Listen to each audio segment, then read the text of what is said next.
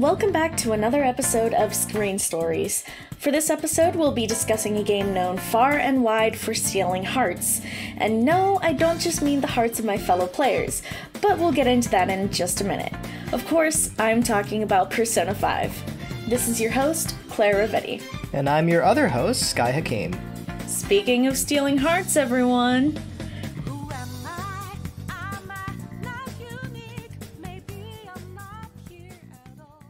Persona 5 is, as the title implies, part of a larger Persona series. As a whole, Persona is known for being part social simulation and part dungeon crawler with a turn-based combat system. We'll be talking about the game's mechanics of stealing hearts, as well as its confidant system, and how both play into developing the game's narratives of rebellion, freedom, and individuation. As always, I have my co-host Sky with me, and Sky, I want to start off by asking, how did you get to know about the Persona series? Oh gosh, if you're in our community of video game enjoyers or anime enjoyers or just anyone who enjoys RPG games, you've probably heard of Persona 5. It is a ridiculously popular game, and for very good reason. It is a very stylish, modern sort of battler and adventure game, and the social aspect, and like it's got a little bit of everything. It's a very long game too, but it's got like some pretty decent pacing, and it's just it has a lot of different facets to it. You are given the opportunity to both immerse yourself into a very stylish rendition of just Tokyo high school life. Tokyo, right? Yeah, Tokyo high school life. But at the same time, by day you do that, and by night you get to do much more exciting stuff. So I think there's a lot that this game has to offer so many varied experiences, and it's just, it's very hard for people to get super into that kind of premise, me included. Yeah, for sure. I know Persona 5 has been very prevalent on social media. So that's primarily where I heard about it, is just like Twitter and Tumblr and people posting about it. And, you get curious, especially because it has like such a cool look to it. And it's very easily identifiable too. So like you'll see a screenshot and you'll be like, that art style, it's Persona. Oh yeah, it has I dabble in graphic design. Persona 5 probably has the single best graphic design out of any game I've ever seen. It is not only very effective and very clear, but also like it is the single game I think of when describing how menus don't have to be boring. Yes. Like menus and random little graphics here and there are so fun to look at. Yeah, all of the, when you actually pause the game and you go through the different menus and the different options and stuff, they have such smooth and really cool transitions between everything. Usually like the main character doing some sort of action across the screen to take you to the next part that you're getting into, and it's just so fun to watch. So cool. And if you want to take the time to just go on Google or your browser of choice and just image search Persona 5, you'll see this very consistent color theme of black and red. Mm-hmm. And Persona 3, 4, and 5 are all incredibly good at consistent color theming and graphic design. 3 is blue, 4 is yellow, 5 is red, and like they have this like color motif play out very strongly throughout the game, and it lends very well to the narrative themes of the game, which we'll discuss shortly. With all that being said, why don't you introduce us to the general plot of Persona 5? Sure thing. Persona 5 is set in modern-day Japan and follows Akira Kurosu, a high school transfer student who is gifted the power to call forth a persona, which is a manifestation of the heart that fights alongside its user. It was originally released in Japan on the PS3 and PS4 in 2016, and was released worldwide on those platforms in the following year. Persona 5 has been cited as one of the greatest role-playing games of all time by multiple sources, boasts over 4.6 million sales, including the sales of its extended release of the game, Persona 5 Royals, and won Best RPG in both the 2016 PlayStation Awards and IGN's 2017 End of the Year Awards. So, Sky, would you care to give us a more detailed description of Persona 5's plot?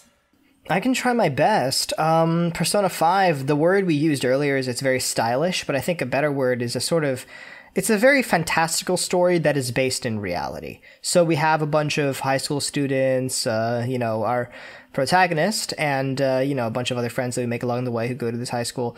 They all kind of realize that this big city life that they live in is colored by a lot of corruption and crookedness and selfishness and twisted stuff because of all the adults in their lives. I know a big theme of the game, which you're going to hear a lot of in this podcast, are the narrative themes of freedom and rebellion and emancipation.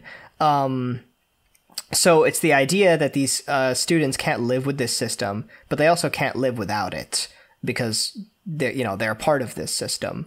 So what they want to do is they live dual lives. By night, they are known as a group of vigilantes, I guess, the Phantom Thieves of Hearts. And they enter the hearts of people, and they go like the Phantom Thieves realize that society has people wear masks to protect their inner vulnerabilities, which we'll get more into later. But literally by ripping off their protective masks do the heroes awaken their inner powers of being of their personas. And their personas are these sort of extensions of their inner selves, their true selves. That is a major theme in a lot of Persona games. So in Persona 5, we encounter these shadows, which represent or they embody the repressed negative qualities of their human counterparts, and they want to kill their originals and take their place in the world. And these shadows are, they usually represent the side of these characters that we don't usually see and stuff like that. A lot of the climaxes of Persona 5's story come in the form of entering these palaces. It's poetically very cool because, you're a group of people who go by the Phantom Thieves and you're trying to infiltrate this palace. But in the story, this palace is basically this manifestation of strong negative thoughts that warp the perceptions of people. Negative and corrupt thoughts of these, the shadow versions of people are blended together into a palace that is only inhabited by that shadow self. And, it's very stylish, the idea of our thieves infiltrating a palace, getting sneak attacks on enemies and killing them to really cool J-pop music, and, finding their shadow self and defeating them and ridding the place of the palace and exposing their true self and stuff like that. It is very cool. And even though it's quite a fantastical story, it is based in reality a bit. So that's the general format of Persona 5's story.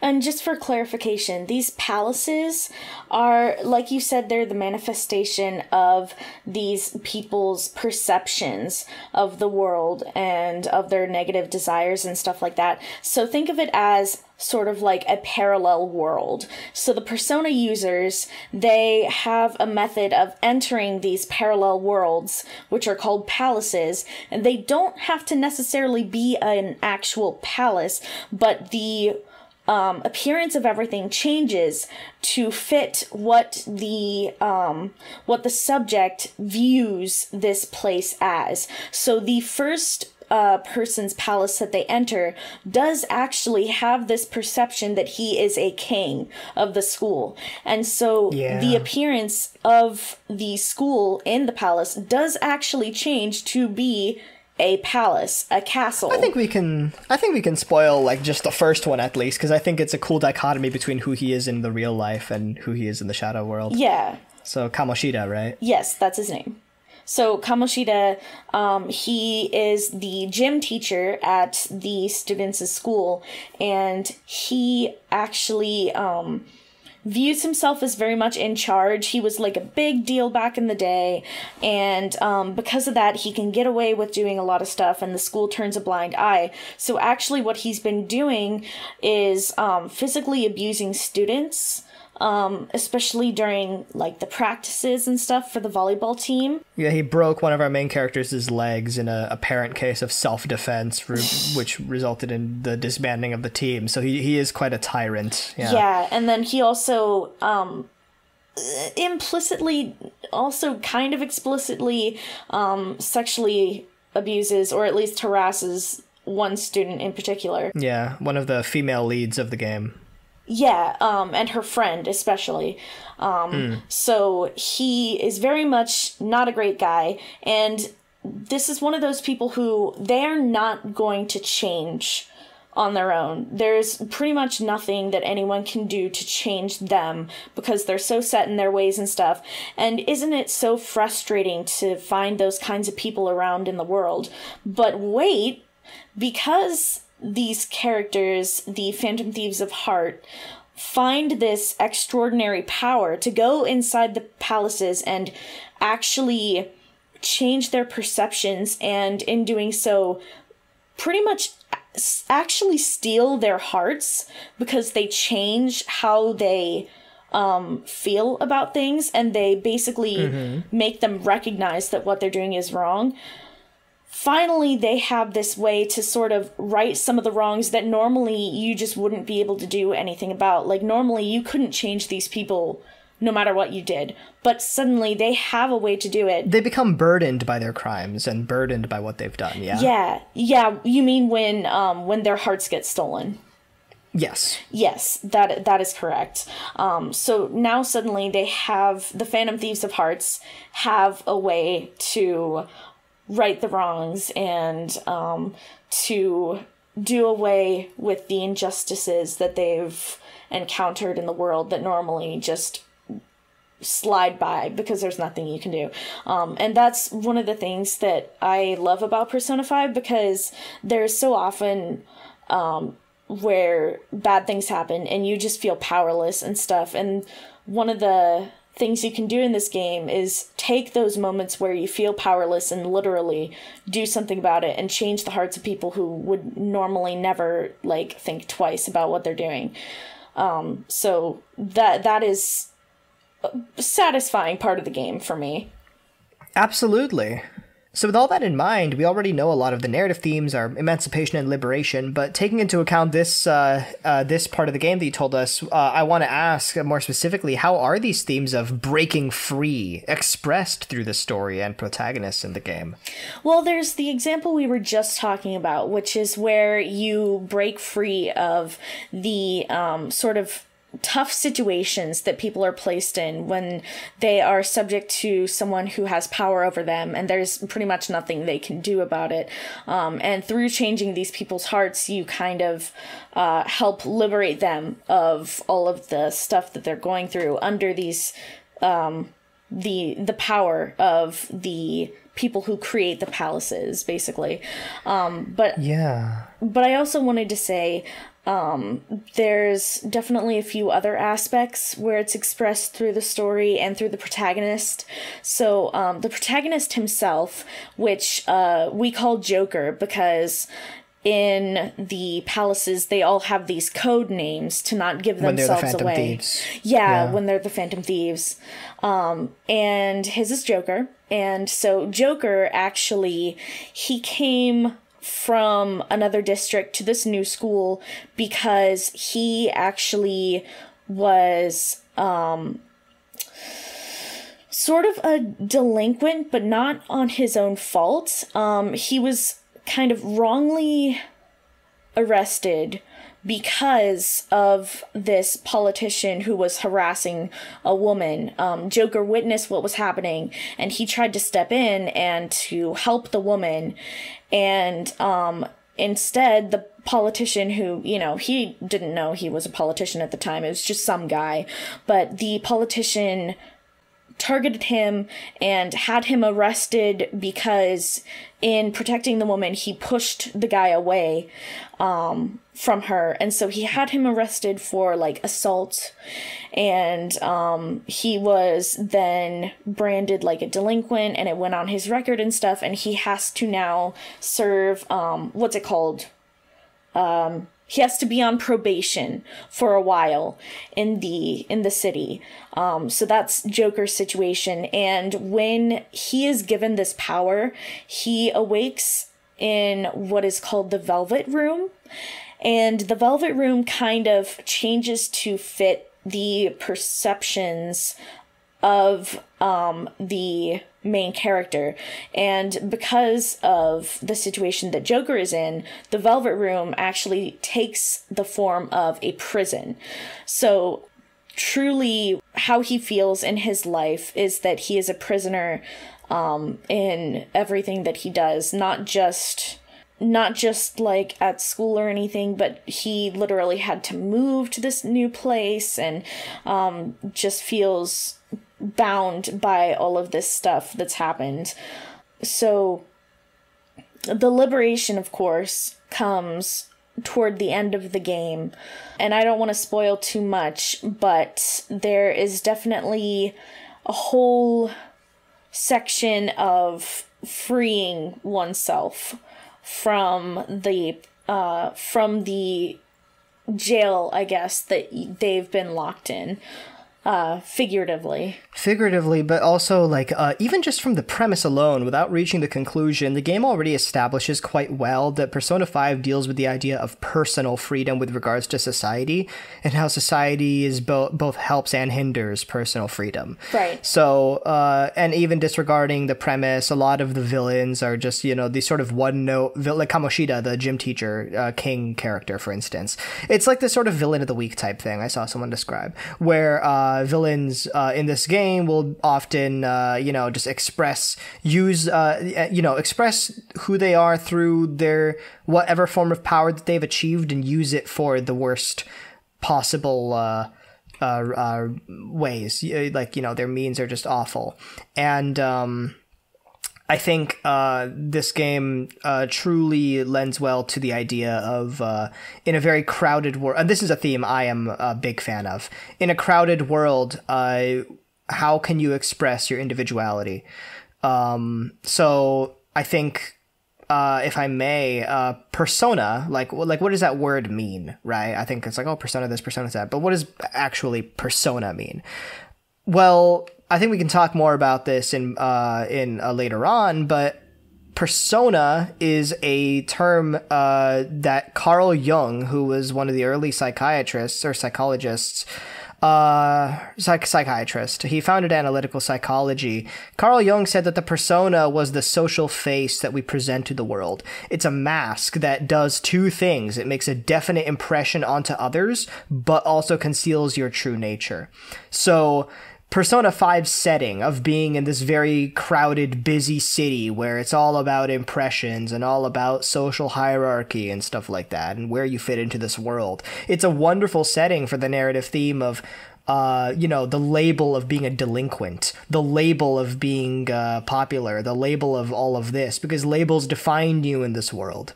So breaking free from those labels, or people who want to break free from their labels and we show the world who they really are, that is the core of this game. And I think it's just a wonderful idea to have it all take place in a city where everyone's watching, where we have these big screens in Tokyo that are ready to broadcast these things, where everyone has a cell phone and they'll get all these news. We, as the Phantom Thieves of Hearts, it's our job to use our personas to rip apart other people's personas and show who they really are and their crooked ways. It's a wonderful, wonderful premise for a game. Absolutely. It's so... it just gets into so many different aspects of society, and there's literally, I feel like there's no end to the amount of things we could discuss in the game, that just, all of it is such good commentary on social issues, on, personal issues. It's something else. It's beautiful. It's beautiful, but ridiculously stylish and impactful and in your face in a very good way. Absolutely. We'll be right back with more screen stories after this quick break.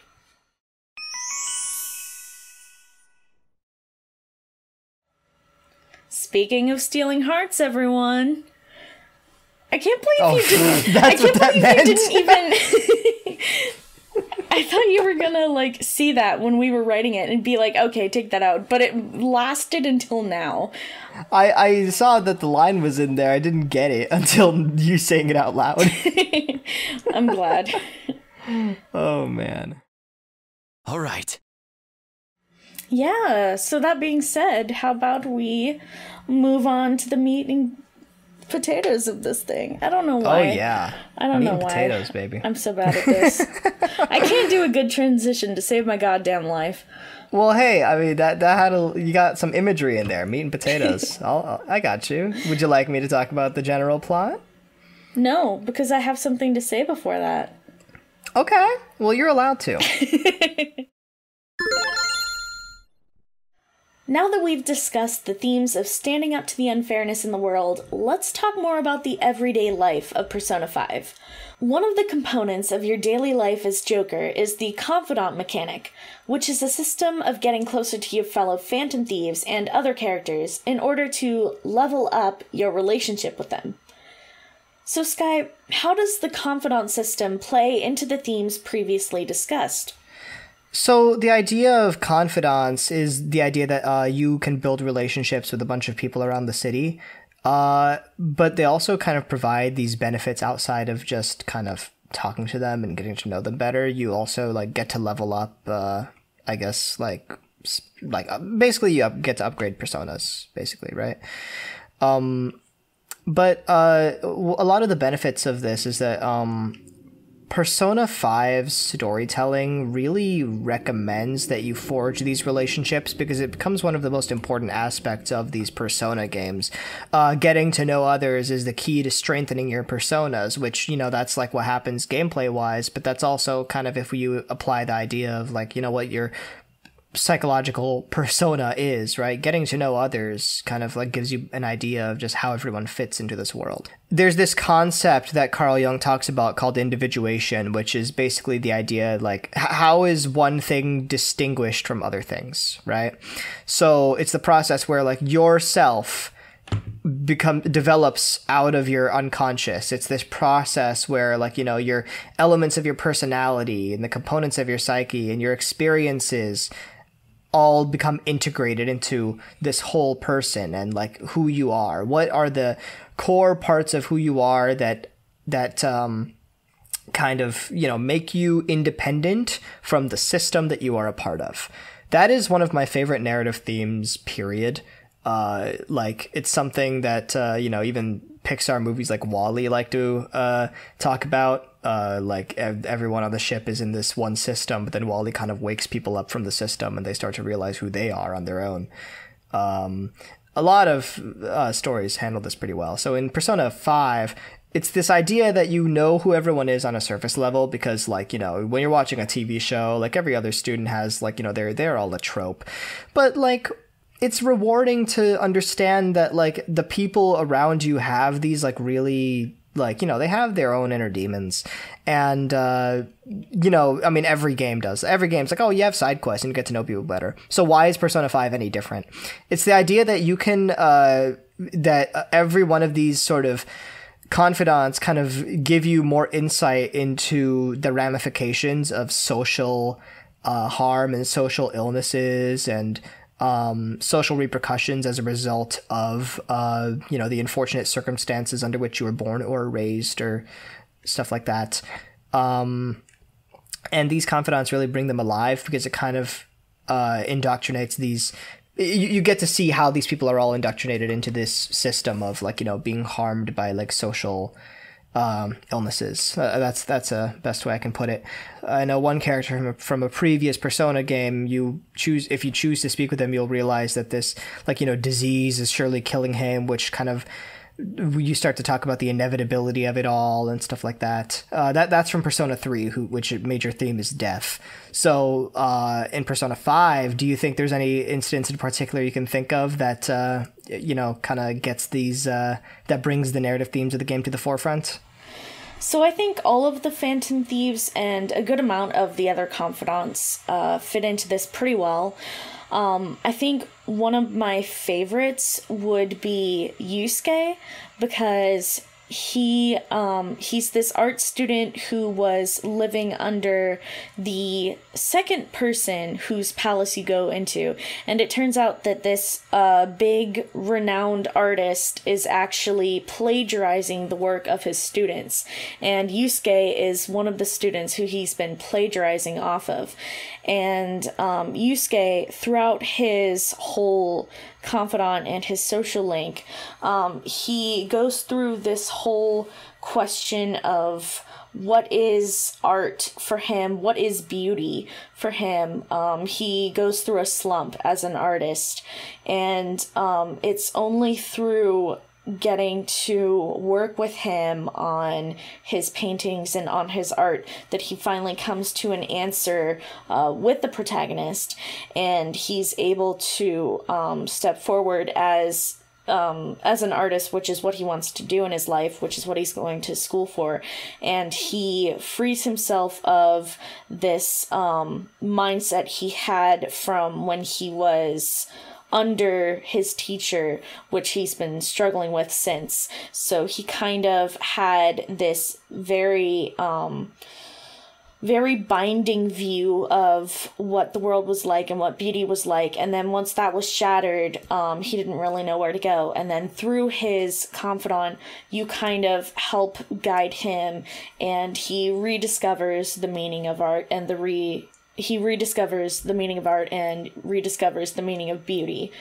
Another good one, especially when you're talking about like freeing oneself, especially from expectations, would be Makoto. So she is the honor student, and she is very typical honor student, you know, seems pretty strict and not very fun at first, but as you get to know her, like, she opens up more, and through her confidant, she develops a friendship with another girl, and unfortunately learns that the guy that this girl is dating is just doing it to take advantage of her and like get money from her and stuff. And through like talking with Makoto and going through all of these expectations she has placed on her shoulders, because her sister is this defense attorney, I think is what... No, not a defense attorney. What is Sai? She's a prosecutor. Sorry. So, because Makoto's sister is a prosecutor, she has always had these very huge expectations for Makoto, and it's always been, Makoto, you've got to get the best grades and do perfect in school, and you can't, like, waste time on anything else, and you can't, like, go into this field or this field, you have to go and do this. But through, like, talking with Makoto and through getting to know her and her confidant, she kind of breaks free of that typical honor student mold, of the student council president mold, and she goes out and experiences, like, going to an arcade for the first time, and going to a place that students aren't normally supposed to be at, where at night there's like a little bit of, you know, some shady stuff going on, but she does it to, like, help a friend and make sure that that friend who I mentioned earlier isn't being taken advantage of. And I think, like, what you said just now about, like, this, you know, like, oh, it's dangerous to be out at night, this isn't stuff that people of your status would typically be seen doing. It kind of, like, really brings it to the forefront that this is definitely a story that, like, while it does sort of have universal appeal, it is also, like, you can tell it is very Japanese. It's very centered around Japanese society. Like, it resonates with Japanese society and how, and the social order of Japanese society, I think, is the term I'm looking for. Yeah, that's a good point. And that's not to say that you can't relate to it at all if you're not from Japan, because that's definitely not the case. But there are definitely aspects, and that's one of them, where you can tell, like, this was written for a Japanese society, about a Japanese society, and there's a lot of moments in there that you can pick out and be like, oh, yeah, that's how it works over there. Yeah, and if you don't mind, there is actually kind of something I want to bring up about this game that I don't think I've done with a previous podcast. Sure. I want to criticize the game a little bit, because we have all these stories about, like, society and the harms of society, right? Now, in our super rebellious, actions in this game, like, we become this superpowered savior and save the world, yeah? But does society actually fundamentally change by the end of the game? It doesn't. Now, you can see this as a good thing, because it's like, oh, society is the reason for the calamity that we face, but it's like, society also doesn't change. So it's like, we've exposed the nature of society. And like, oh, we'll fix it one day. But like, you know, like, so, you know, if that's the intentional story that you're willing to tell, then, I mean, cool. Because like, you know, the inevitability of the collective consciousness, and the inevitability of every new person who enters this society that the collective consciousness is an extension of, and you're just like, you know, it's inevitable for you to become part of it, and, you know, eventually go into the corruption if you're given power, if you're given that silver spoon up your butt, and you're gonna do the wrong things with it, and that's inevitable. Cool. But I'm more inclined to believe that the game leans too far into Japanese RPG video game tropes to actually handle discussing this topic in a proper manner, because Persona 5's writing tends to be as subtle as a rock, where a lot of Kamoshida, for instance, I think is actually the best instance of like, he's good. I like how he's written. I like the whole, like, you know, like, we handle this idea of like abuse, and it's handled okay, and then the whole rest of the game completely disregards like handling abuse in a proper manner, because like, we have to have Ryuji, the cool bro character, drooling over Anne, and Anne, because she's the token fan service girl that you need in a Japanese video game, she's completely like, all of the male cast, or most of the male cast, just drools over her. And it's like, but what about everything we did in that first act to, you know, literally stand up against the very thing that we're doing now? So it's like, huh? And I also just kind of feel like these themes that we're talking about, as awesome as they are, I feel like they really are just like thematic backdrop elements in the latter half of the game, because it's just like, it turns into one note black and white villains, and like, oh, we're just gonna idolize this like high school mentality of like, oh, F the elites, let's kill corporations and stuff like that. And like, the nuance is just kind of sidelined. This is my opinion of Persona 5 story. I think it has like this really, really cool concept, but I also believe that this is an example of a game where we have this awesome concept, this awesome premise, and a cool message, but we don't actually kind of go all in with how do we improve from this point onwards, and we instead fall into tropes that make a game sell, like the fan service character or the cool bro character, or just, oh, corporations are evil. Like, no, how do we make actual societal progress?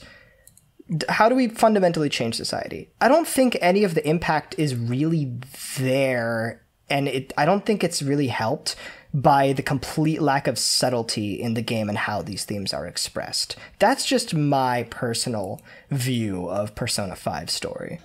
Yeah, and that's fair, and I don't entirely agree with you. I think what you said about Ryuji and how he like views Anne or on, and that whole situation, I think that's spot on, and I think that it does have a lot to do with, in every like JRPG, you have to have that token, or anime, yeah, you have to have that token like good looking girl who everybody's gonna drool over, and I think to a certain extent that was there's a certain phrase for it, I forget what it is, but something about like killing the character, or like executing the character's backstory or something. Do you know what I'm talking about? There's like a... Are you saying basically we remove the characters like the exposition and like foundational elements for this character, and just show like the surface, and just like kind of bring to the... We just kind of express the surface level elements of this character instead? Yeah. And there's a certain term for it that I'm not quite remembering right now. I wish I was, but so that part of it... there is basically my flaw, yeah. or my main problem with a lot of Japanese media, actually. Yeah, that part of it is definitely spot on. And I wish they had gone a different direction with Ryuji, because it's very like disconcerting, especially because he's such a cool guy. But he's a fun character on the surface. There's no doubt about that. It's just difficult to blend that with this story that says wants to tackle deep things, you know? I don't find I think the issue with, like, you said that it wasn't very subtle and stuff. I understand that. I don't think it needs to be super subtle because of the nature of the game. And I think, like, with the stuff with the, like, corporations and stuff that you mentioned, I think also was pretty, like, important to discuss. The one thing I really disagree with you on, though, is that, well, okay, I agree with you that the game doesn't offer, like, a thing at the end of, like, this is what we need to do to help society. I don't think it really does that. But from my perspective, I don't really see that as an issue, because I think while playing this game, it's fun to just get away from, you know, this is what we experience in real life where we can't do anything about it, and in this game we can. And I think it would have been nice if they could have included something at the end of, like, this is the final, like, takeaway of this is what we can do to help improve society despite, you know. But the fact that they didn't really take away from the game for me. Okay. I think the ending was pretty satisfying otherwise. And I think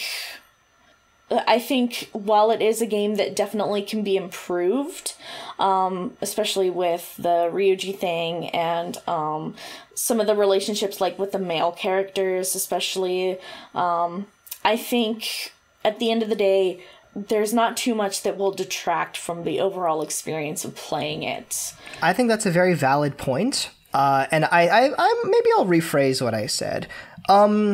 I think, like, you know, there's social commentary, right? We want to have social commentary on issues, but if you don't actually talk about, but like, look, I feel like the game doesn't feel like a lot of issues it preaches about are important enough to really dig into to the point to actually have commentary about how to resolve them. And it's just a good enough excuse to go on a revenge-fueled, like, trip through a palace to kill shadows. Now, it's cool if it wants to be dumb. And, well, not dumb. That's harsh. That's too harsh. Yeah, a little bit. It's cool if the game wants to be stylish and not fully dig into substance. But I don't want to give the game credit for not going into substance. With that in mind, does that make sense? It makes sense. I still don't really agree with you there, but I get what you're saying. Yeah, because you don't need substance to enjoy it. I do. Okay. But with all that said, like, I have endless compliments for this game's style. It's like the most stylish game I can think of in recent memory. So, like, it's so enjoyable in that aspect. And it's like, oh, if I just want to slap you in the face with these themes, like, oh, society's bad, anyways, like, then do that, sure. I just don't want to give it credit for, like, things that it, like, you know, I don't want to give it credit for and try to make it act like it's subtle and, like, it actually, like, has some sort of commentary on not only, like, how bad these things are, but, like, oh, what can we do? Or, like, stuff like that, right? Real world sort of commentary in some sense. I don't want to give it credit for something it doesn't do. With all that said, yeah, it doesn't necessarily detract from...